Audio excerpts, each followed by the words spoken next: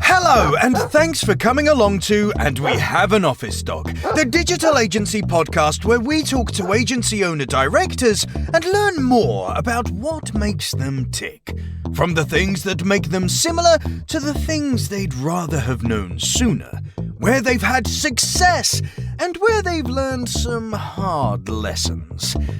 All will be revealed with your host, Chris Simmons, the agency coach, and he'll be talking to a different awesome agency person in each episode, asking them 4 questions and seeing where the conversation takes us over the next 25 minutes. Okay, so let us begin. Over to you, Chris. Thanks, voiceover guy. Thank you very much for that wonderful intro that definitely wasn't recorded over a year and a half ago. Hi, Jesse. Nice to have you on. It's a pleasure to be here, Chris. How are you doing today, all the way in sunny Ottawa?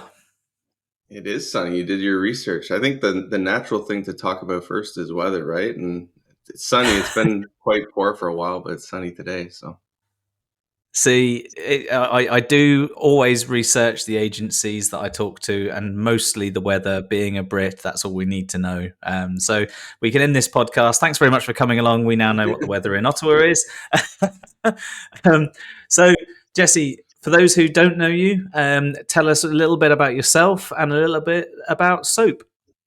Yeah, certainly. So, about myself, I grew up in an entrepreneurial family. My dad ran a DJ business doing weddings for about 45 years or so, still does it. So I've been around the entrepreneurial spirit, so to speak.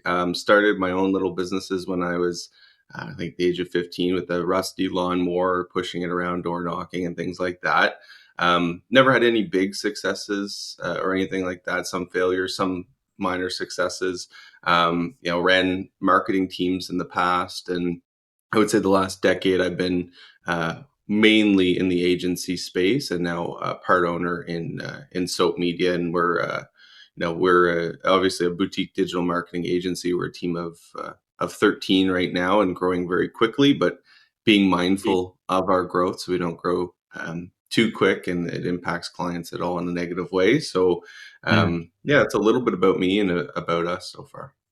So why soap? Is it? I made this joke at the beginning before we recorded, and I thought it was really funny, so I'm going to do it again. Why soap? Is it because you guys are really clean? I get asked that question a lot, and thankfully I know the answer. So it stands for Socialize, Optimize, Analyze, Promote. So it is an acronym. I didn't name the company. My business partner, which is actually my father-in-law. So I've worked with my father-in-law for a very long time, my wife for a very long time. We're family owned and operated, so I'm part owner. He named it.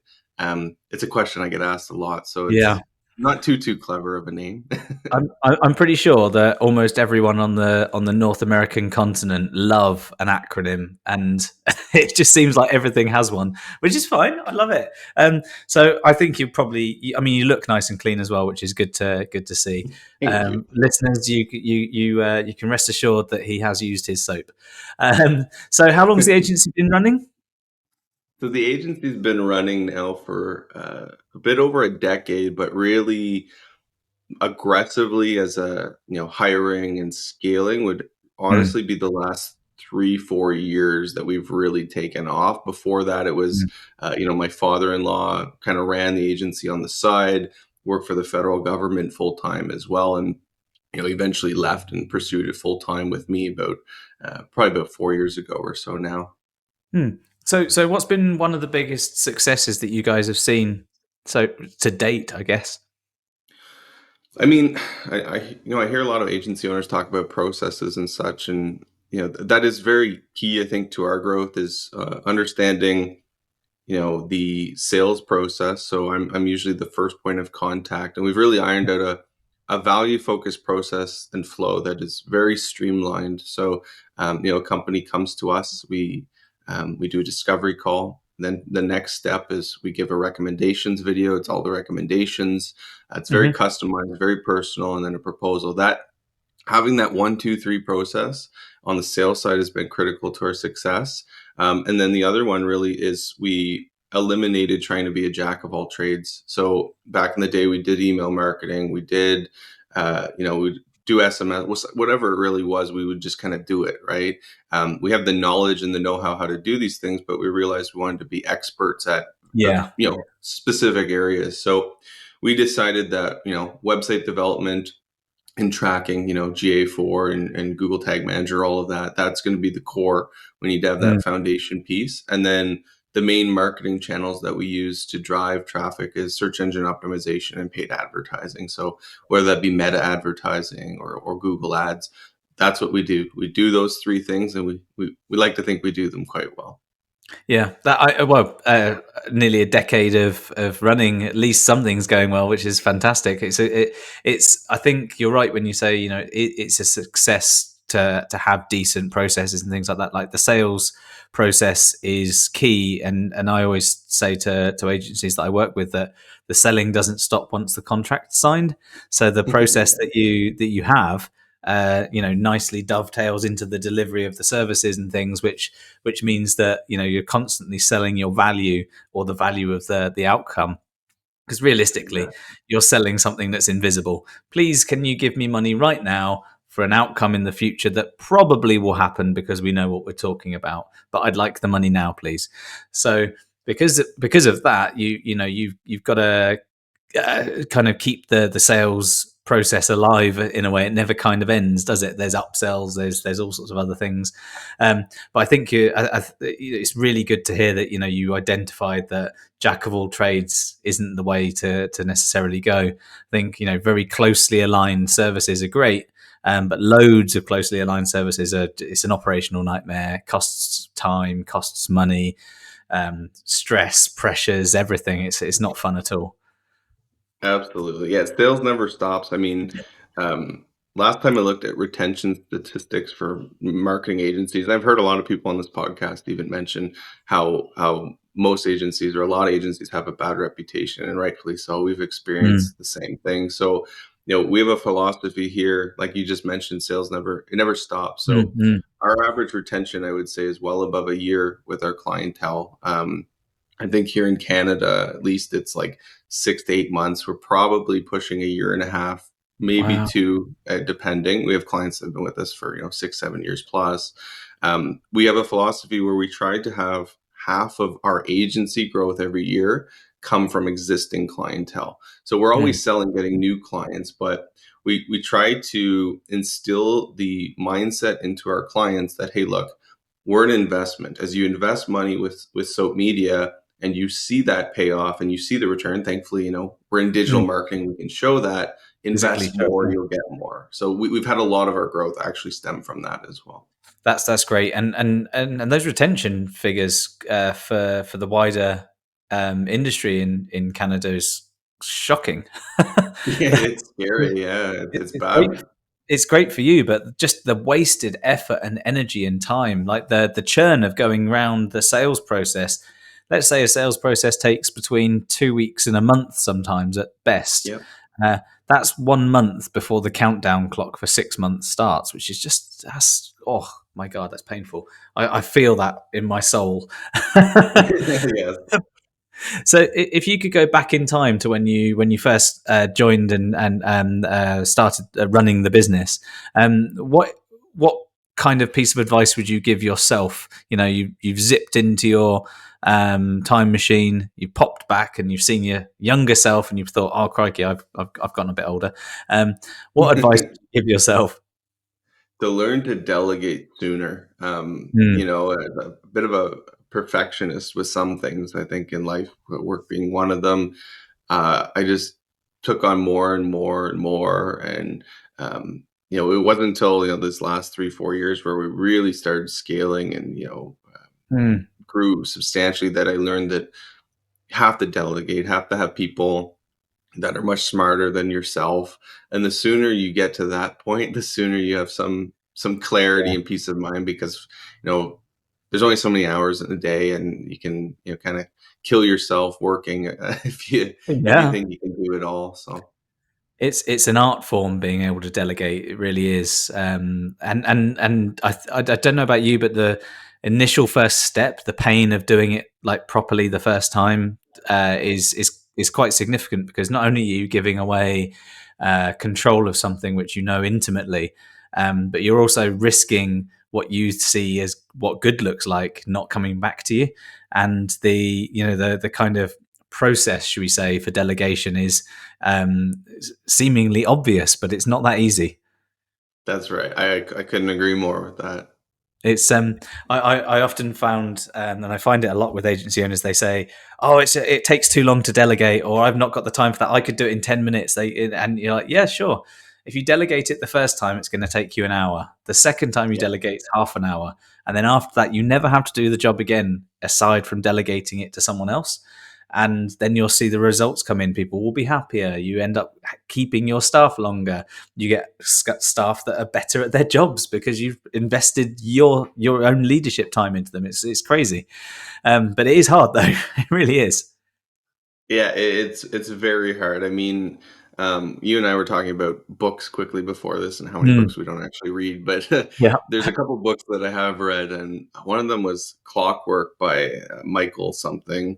Um, it was a really good book that I read probably about a year and a half ago, and it was really on, getting the right processes in place and yeah, learning sooner than later that you can't do everything, and if you're going to scale a company, you need to have the right people in the right roles. yeah. And determine what's called, your queen bee role, right? In the hive of bees, there's you have to all serve the queen. So there's a role internally here at our agency at Soap Media that everybody needs to serve, which is ultimately communication. So Mm, mm, client communication. I've seen it so many times where agencies get phenomenal results for companies, and then they come to us and we're looking at it. We're like, why did they leave this agency? Because they were doing a mm, great job, but they weren't effectively communicating the results. And on the flip side of that, we found too that we're very transparent with our clients. We don't fluff or manipulate the data. So if there's a bad month, we go to a client and say, "Hey, look, it was a bad month this month, but if we look at the last 6 months, you can see we're actually up overall. Here's some problem areas. Here's some mm, solutions." So everyone serves that role, but the thing that I really struggled with was the individual roles outside of that. So to not be into the Google Ads accounts and checking them yeah. all the time and making sure budgets are where they need to be and all that fun stuff. That it's the letting go that becomes harder the longer you hold on, doesn't it? Yes. Oh gosh, yeah. Yeah. So, is there anything that you like over the course of time that you've been in the agency? Is there anything that you like kind of really regret having done, but has been a lesson that has made the agency what it is now? Really regret having done. I mean, we've done a lot of testing, but Mm, that's just split testing. I think I wouldn't say I regret that. I think I really do believe the biggest regret was it goes just in alignment with what we are talking mm, about, mm. was me trying to do everything, Yeah. trying to manage. I believe we would be. I mean, we've grown substantially, and we're fortunate to be the size we are today, and growing. But I believe I actually was the biggest thing holding back the growth, trying Yeah. to do it all. So that's perfectly in alignment with what we were just talking about. That's my biggest regret, is trying to I, handle everything. I think that it's probably, if every agency owner at a certain size was honest with themselves, I'd say that they become the blocker in their own growth in the long term, and it's usually for no other reason than the agency was started by some people who knew what they were doing. And then as the teams grew, it became harder to let go, but letting go was also scary because you spent all that effort getting the clients in and so on and so forth. And sometimes like it's that highest paid person's opinion type thing. I already knew all this so I started the place. Don't you tell me what to do. I know better than you. I pay your salary. Yeah, right, exactly. It's a really key part of leadership, I think, is that once you realize you're hiring people who are either more smart than you or more capable than you at the thing that they're there for, then you can really get down to the job of leadership and management and growth of the agency. You start working on the business, not in the business. And there's a big distinction. I think quite a lot of times when people have started to realize that, there's like a watershed moment and something happens to them as business owners. They stop being it stops being guesswork and gut feeling, and starts being, let's have a strategy, let's work out how to implement it, and let's see how we can deliver that. Absolutely. And to give employees, as you scale, free reign to invent or add processes. And, Mm. I was, ego is one thing. Ego is a horrible thing in so many cases. And that was something I was guilty of is, they'd start doing something, it wouldn't be done right. And, what you mentioned earlier, in 10 minutes, I'd hop in, I'd just do it. But not asking myself, how does that make, that employee feel? Yeah, yeah. When you go in and do the work, does that make them feel useless? Does that, and they're not learning, you're not training, you're not educating. And it's Simon Sinek, I don't know if I pronounced his last name right, with Start With Why, and he's got a few other books. Mm. I think he did a TED talk where he's talking about what leadership really is. And that once I started to really understand that, and I saw big changes. And now our team says, oh, this should be done this way, or what about this? And just acknowledge the ideas, even if they're a bad idea. Like, I have bad Yeah. ideas all the time. Just acknowledge the ideas and accept that you're not going to know everything. That's the big thing. That's it. The good thing is, though, when you do have the chance to step back, the not knowing everything isn't that scary, because at least hopefully you've hired people and processes exist for identification of those things, instead of they stop being scary unknowns and start just being, well, we know we're going to come up against something eventually. On the opposite side of that, then, is there something that very early days you guys did that has been something like a staple of the success for the duration? Yeah, hands down. And that's having a value focused approach. You mentioned something earlier. You're selling this like possibility, right? Yeah. So, what we wanted to do, and I think guys like Neil Patel, love him or hate him, and other influencers, if you will, in the space, they've always stressed that, just a lot of people hold their cards close and they don't want Mm. to show what they're doing, or just give all the answers. I've Yeah. learned most business owners, at least in our target market, which is, more small, medium business owners, between often 10 and 100 employees or something like Mm. that. That's where our clientele sit. Most of the time, they're not going to have the know-how to implement the things you recommend. So, and if they do, good for them. You give them value. Like, I believe if we give value, people remember that. People remember how you make them feel, right? So Yeah. we implemented that very early on. That's why I said with the sales process of putting together a customized recommendations video. It takes a lot of our time. Like, we do an audit, we put together this video, and we don't know if they're gonna, go with us or not. I mean, we try to qualify as much as possible. In the early days, we didn't qualify. There's people that could only pay a couple $100 a month, which our minimum retainers, 1,000 plus a month. And we just gave these videos out. But then we got referrals and people watching the videos, and we could track who watched the videos, and it was just awesome. So that's Yeah. something that I believe is a cornerstone to our success, is um, giving value. If we cut that out and somebody just talked to us and we gave a proposal, and we cut that middle step out of saying, not even just a PDF report of here's your audit, here's your, this is a Mm. video of myself or someone on our team talking, walking through, showing visuals of what their competitors are doing. That has been very, very critical. And I think, when they look at that process versus an agency that says, hey, we had a conversation, here's a proposal, it's a night and day difference for, Yeah. the Yeah. value. Yeah.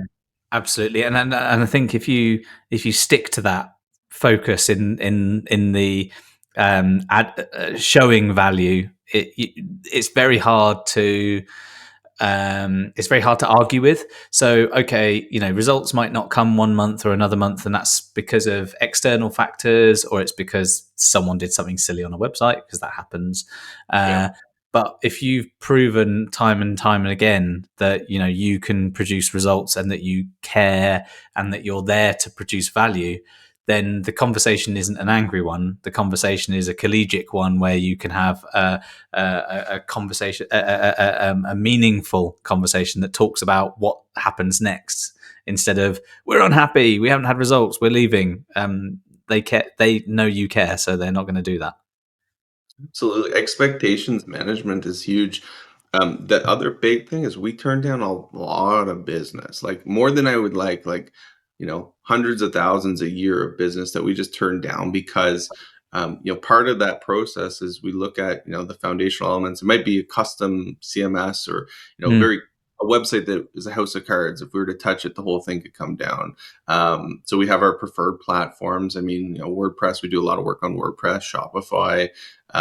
We look at these different criteria. We also we have the right questions on our initial call or discovery call with a prospect. And, looking at those questions, they might say, I want SEO, I want search engine optimization, but I want to be at the top of Google and see this many leads in the mm. first month or two. So immediately I jump in there and I say, no, no, no, no, like this is not how SEO works. It's a longer term investment. So we found too that managing those expectations is very, very important. Where everyone says they under promise and over deliver, but we really do try to live by that philosophy. And like you say, lots of people do live by it, but judging by the retention figures, they don't actually mean it. Yeah, And exactly. so if someone's listening to this podcast now and they're thinking, right, I'm going to start an agency and I'm going to do a really good job, but I need some advice from Jesse. What advice would you give them? Yeah, I think I was listening to one of your podcasts before this, and she's like, Mm. "Don't start an agency." Um, Yeah. which, it's like any business. There's ups and downs. It's not smooth sailing. If that's what you're expecting, it's definitely, don't Yeah. go into business in the first place. I think when you start an agency, figure out exactly what your agency, figure out obviously like any business who your target market is. Are you working Mm. for big enterprise companies and you're going to manage, I know some agency owners where they manage 15 clients and they make, just as much as we do. And we have about 60 plus clients. So, Mm. um, figure out, who your market is, who you're going to work with. Enterprise companies work very differently than small, medium companies Oh who yeah. are often working with teams. And then figure out what are you offering? What is your main focus? Don't try to be a jack of all trades. If you do that, you're going to set yourself up for failure unless you have some super talent of doing everything. Well, yeah, it's very hard to build consistent processes and consistent conversation, consistent narrative, and expertise if you're delivering small, medium, and large retainers to every business that existed ever. And if you look at most agency websites, it more or less says as the headline on the homepage, "We do everything for everyone. Please buy Yeah. from us." If you say, "I solve this problem for these people," they go, "Oh, I'm this people and I have that problem. I should buy this thing." And you can speak that same way all the way through marketing, all the way through sales, all the way through operation, and everyone can kind of get behind it. It's brilliant. Good bit of advice, Jesse. Thank you Thank so you. much for coming on the podcast. Thanks for having me, Chris. It was a pleasure. Thank you. And in our next episode, we'll be speaking with another agency leader to hear their story and the lessons they learned along the way. So thanks very much for listening.